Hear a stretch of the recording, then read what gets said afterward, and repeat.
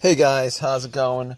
All right, I just want to give you guys a little story about what happened to my car a couple days ago. So basically, what happened was the car was driving fine all day without any kind of issue, uh, and I went to Walmart, parked it there, got something, came back, and out of nowhere, it wouldn't crank. So no crank, no start issue that I had. So basically, everything on the dash worked fine.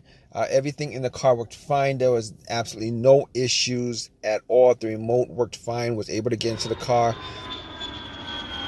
Radio was blasting. Radio was on. Everything. All right. So basically, I was thinking to myself, probably the battery was the issue.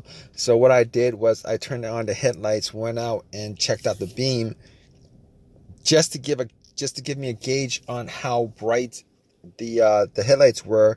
I could probably determine whether the battery was good or not. And the headlights were really bright. So right off the bat, I was thinking if they were that bright, I should at least get like a really slow crank if the battery was kind of low. Regardless, I had to check out where the battery was. I went and checked out where the battery was just to make sure that all the terminals were clean and they were tight. And I noticed that the terminals were a little bit corroded. There was some white bluish stuff on there. So what I did was I took out a bottle of Coke, poured it on the terminals, and was trying to clean it with some paper towels, and was able to clean it pretty good. Now the terminals weren't super tight. I was able to wiggle it out, but they were snug in there, so I knew that it probably wasn't the terminal being loose that was causing the issue.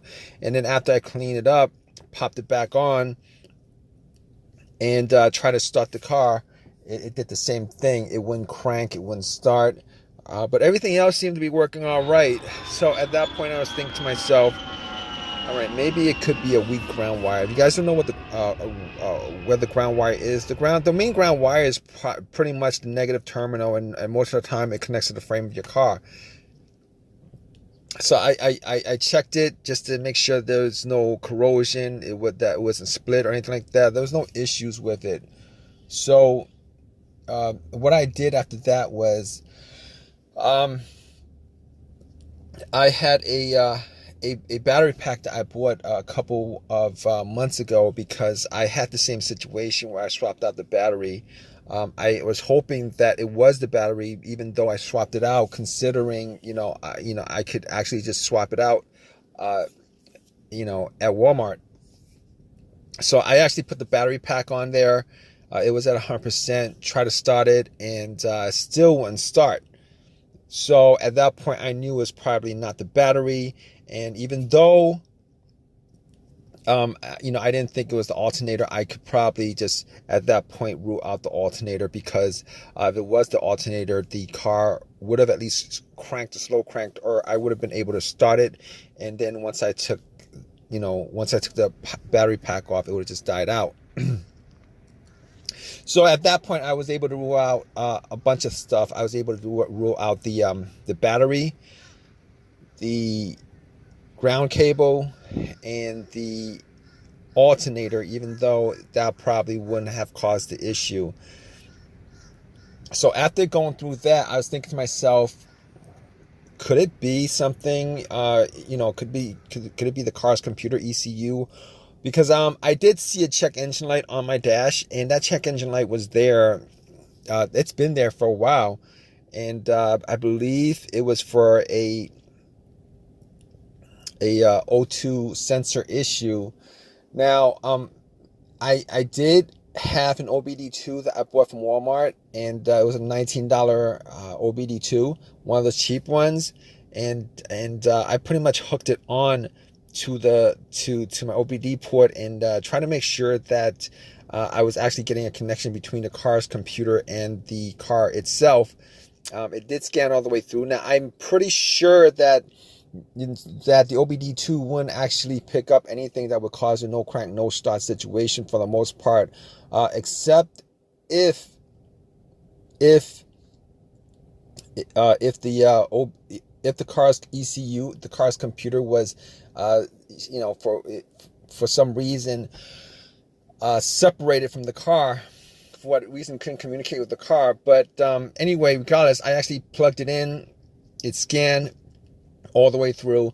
Only code that popped up was the aux02 sensor code, and at that point, I was pretty sure that it wasn't anything to do with the car's computer, any codes that would cause it, and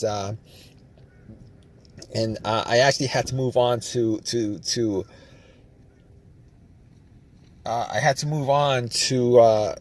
some other troubleshooting outside of that, because that wasn't causing the issue. So basically, I got to a couple of things, which were the fuses and the relays, which were highly capable of causing a situation like this. And got to the fuses, checked out all the fuses, just to make sure that none of them were blown. And I was actually looking at them. Now, I didn't have a fuse tester on me. I didn't think it was the fuses. Now, the two situations that I've had where fuse would cause a situation like that, one of those situations was a Honda that I had where the main fuse blew, and I was getting no power throughout the whole entire car. The main fuse was the fuse that connected the battery to the fuse box itself. And that was the previous situation that I have, and I'm pretty sure that wasn't the same situation that I had, so I could rule that out, because I was getting power to everything except it wouldn't start. Now, the other situation I had pertaining to a fuse that caused a no start situation was actually a crank no start situation, and I think one of the fuses actually blew. Then that fuse was connected to the ECU or the fuel pump. And I remember once I changed out that fuse, the car would crank, but it wouldn't stop. Once I changed out that fuse, it was able to start up. So I could rule out those two situations as being, related to a fuse issue that would cause this situation that I had. So, so basically, I could rule those things, the fuses out, and the fuses were pretty clean. I didn't smell any kind of burnt smell, and didn't see any kind of brownish, anything brownish, and a brownish appearance on top. So at that point, I was able to kind of rule out the fuses, not at 100%, but I was able to rule out the fuses for the most part. So basically, at that point, I had a situation where I was maybe, it could have been the relays or the starter. That's what the two situations that came up. But I didn't think it was the starter, because I did switch out the starter about, I would say I switched out the starter about a year and a half ago, and that was, it seemed like it was a starter issue, but I didn't really want it to be a starter issue, considering I only put maybe like 20,000 miles on my car, and I think they should last a lot longer than that. But anyway, before I even went there, I looked at the relays, just to see whether they had issues or not. Now, I couldn't make out whether the relays had issues, but I did get to the starter relay. I pulled it out. It looked like it was a bit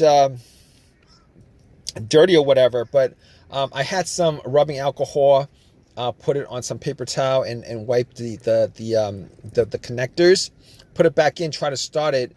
It really didn't do anything.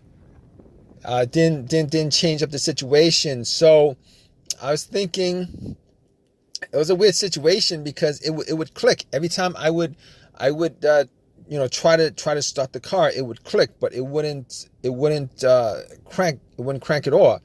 Normally when it clicks, it normally means that the relay is working, because that's what the relays do when there's electricity going through, that it clicks to connect the connection, to whatever it's relaying the electricity to. But regardless of that, I actually had another relay that I was able to swap out with that, and I actually was looking for another relay with the same, with a similar relay in the box, and I was actually able to find one.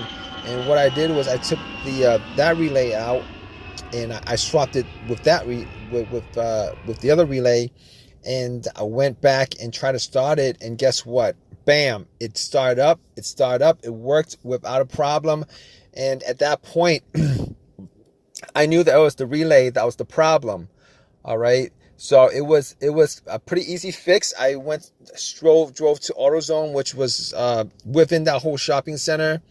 Swapped out the relay, and that was like 3 days ago. Haven't had a situation since. I've been driving the car, turning it on, off, for 3 days. Haven't had that situation at all.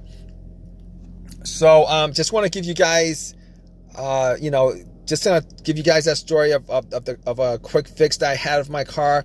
If you guys are in the same situation, you guys watching this video, hopefully you guys have as easy of a fix as I had on my car. You guys have a comment, leave your comment in the comment section.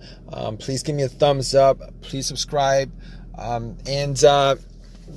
Like I said, if you guys are in the same situation, just go through the steps that I went through as far as trying to figure out, the situation with my car. And, you guys should be good as far as troubleshooting and diagnosing your particular problem. Take care, guys.